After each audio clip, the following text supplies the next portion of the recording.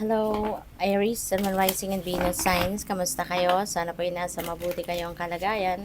Welcome back po sa Star Tarot. Kung bago kayo dito, welcome din kayo. Thank you for your support. I truly appreciate it. God bless you all, Aries. Una mensahe po ninyo, peace. Ayan, so finally, maybe you are going to find peace, no? Sa sarili ninyo.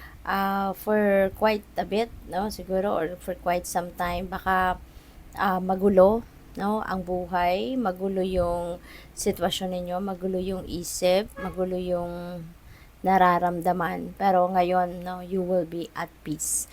And pakiramdam ko lang, this is what you are seeking as well, no? Kaya magiging masayang-masaya kayo, no, na finally makakamtan nyo na yung kapayapaan. We have talent. Yan. Ang iba sa inyo dito will be focusing on enhancing your talent.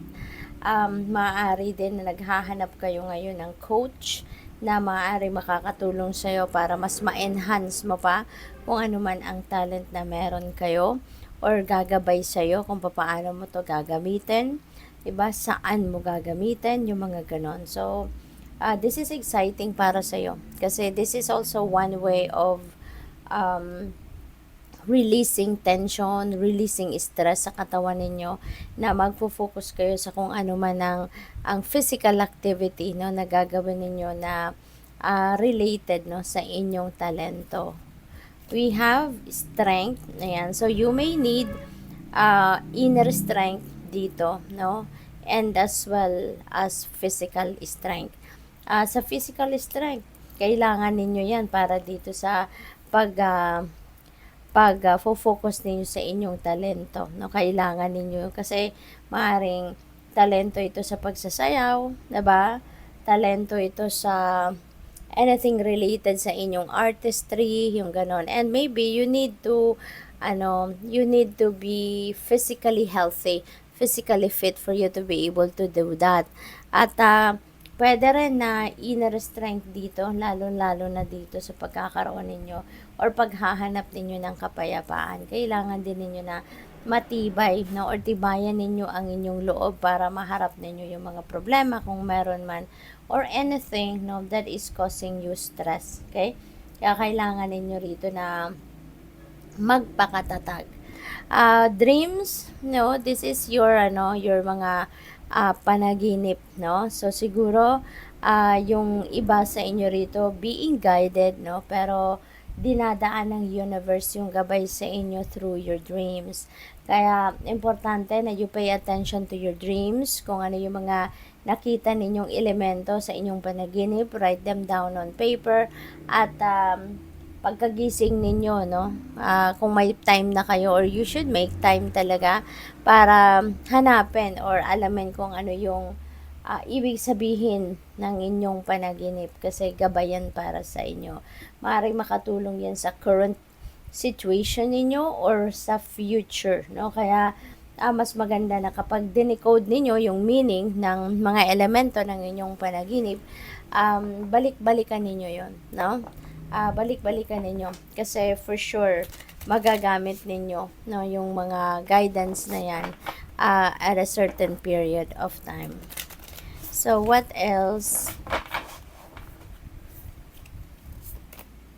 We have go within. Ayan. So kailangan ninyo talaga to for you to be able to find peace. No, you need to go deep within you. Kasi para nang sa gayon, maalis ninyo, 'di ba? Yung pagnilay-nilay, pagmuni-muni, tapping into your soul, kumbaga, no, you're digging deep that way as well, na ma-figure out ninyo dito yung mga dapat at hindi dapat na nandiyan pa sa sarili ninyo, sa damdamin ninyo. Kung meron pa kayong mga galit, meron pa kayong mga emotional baggages, emotional wounds, 'di ba? You'll be able to figure out which one needs to go and which one needs to be kept. 'Di ba? Kaya importante na nagaganon kayo, and at the same time doon din ninyo mahahanap yung kapayapaan, no, from deep within you. So what else? Listen to the voice within when it persists. Ayan. Kasi alam mo, guidance din ito, no?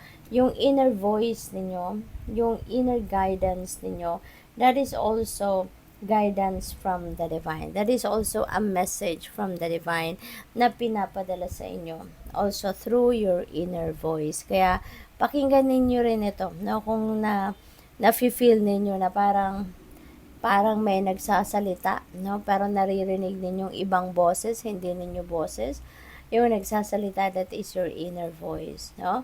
Yung parang merong bumubulong sa'yo, pero sa isip mo, no? Yung ganon. That is, guidance from the divine. Kaya kapag nandiyan niya, nag-i-insist na pakinggan mo, na hanggat hindi mo napapakinggan, parang naririnig mo lagi yung boses na yon, pakinggan ninyo yan. Kasi gabayan para sa inyo. Okay? May ibig sabihin sa inyo yung universe. There is so much more to you than you think. Yan. So, ang dami mo pa, no? Ang dami mo pang tricks on your sleeve, kumbaga, no? Nabitbit sa sarili ninyo.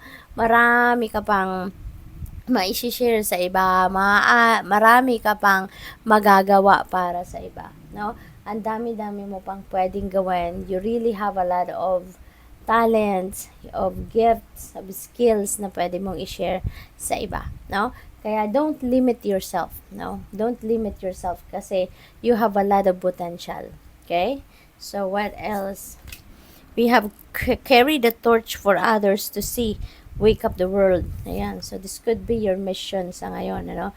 Maaaring ito ay isa sa inyong mga mission sa buhay na dalhin mo yung liwanag, no? Yung inyong sariling liwanag, ilabas mo ito para na makatulong ka din sa iba, na mahanap din nila yung sarili nilang liwanag. Kasi maaaring kayo ay isang inspirasyon para sa maraming tao. Maybe you're going to serve as the beacon for others. You will serve as the inspiration for others. Maybe you will serve as the rock, no, of other people. So, baka ganun, no, ang inyong sitwasyon sa ngayon. So, good luck. Thank you for watching Love and Light. Namaste.